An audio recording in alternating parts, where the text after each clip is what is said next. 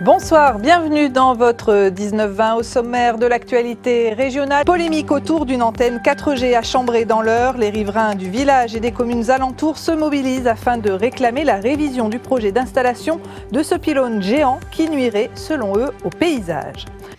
On en vient à cette polémique à Chambray, près de Pacy-sur-Eure, autour d'une antenne relais 4G d'une quarantaine de mètres. Sa taille gêne les riverains soucieux de préserver la beauté de leur environnement. Stéphane Gérin et Bruno Bellinry.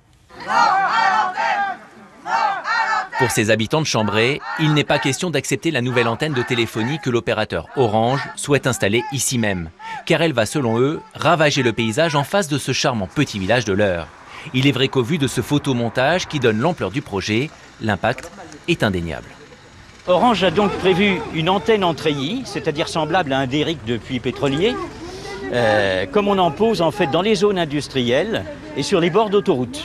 Orange n'a pas pensé en fait, par exemple, qu'ils auraient pu camoufler l'antenne comme ça se fait, mais dans des endroits qui ont un peu plus les moyens. Voyez-vous, à la Baule, à la forêt d'Escoublac ou ce genre de choses. Nous, on aura droit à une espèce de truc en ferraille. Mais ce qui est merveilleux, c'est qu'on nous a dit qu'ils nous le peindraient, dites-donc. On est gâtés quand même.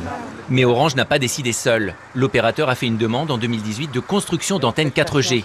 Demande acceptée par la mairie qui souhaitait améliorer les problèmes de connexion téléphonique. Mais apparemment, le conseil municipal n'a pas lu attentivement le projet. On n'a pas percuté sur la hauteur de l'antenne qui faisait 42 mètres. Et dans le bulletin municipal, effectivement, la partie hauteur de l'antenne n'est pas évoquée. C'est un peu gênant. C'est un peu gênant. Et ça veut dire, vous comprenez quand même les annonces ? Complètement. Ah non, mais on est bien d'accord que sur la hauteur, on était un petit peu... ça fait vraiment très très gros. Le problème, c'est qu'il n'est maintenant plus possible de faire marche arrière. Mais les riverains qui ont découvert la hauteur réelle en juin dernier ne comptent pas en rester là.